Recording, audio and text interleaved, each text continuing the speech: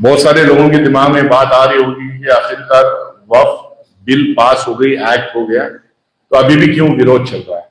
तो कौन सी ऐसी बात है जिसको लोग अभी भी मानने के लिए तैयार नहीं।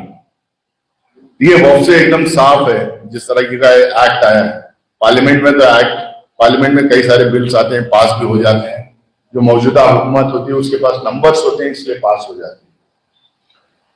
बीजेपी आरएसएस वक्फ का एक बिल लेके आके अल्पसंख्यकों की पहचान पे हमला करने की कोशिश की।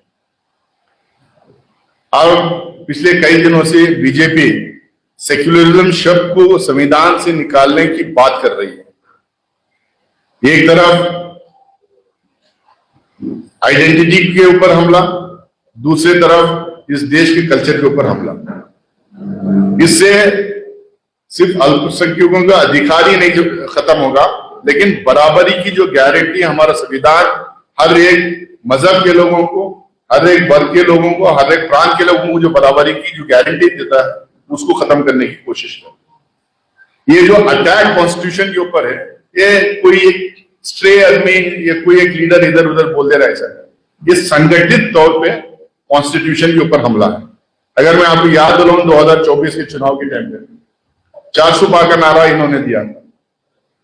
सब सोच रहे थे कि ये 1984 का जो रिकॉर्ड था कांग्रेस पार्टी का, उसको पार करना चाह रही है भाजपा और एनडीए। लेकिन इनका जो हिडन एजेंडा था, ये कॉन्स्टिट्यूशन को बदलने की पूरी तैयारी कर लिए थे। देश की जनता के बीच में Congress party led India alliance इस बात को बार बार लेके गई, याद दिलाई कि ये संविधान को बदलना चाह रहे हैं, खत्म करना चाह रहे हैं, जिसके चलते उनको मेजोरिटी नहीं मिली। आज बैसाखी पे वो सरकार चला रहे हैं, लेकिन क्योंकि अब उनके पास ताकत नहीं है, नंबर्स नहीं है, पूरे कॉन्स्टिट्यूशन को बदल नहीं सकते, वो बिट्स एंड पीसेस में कॉन्स्टिट्यूशन में दिए गए जो प्रोविजंस हैं उसको अटैक करने की कोशिश कर रही है। तो आज बार बार डिबेट छेड़ने की कोशिश करते हैं।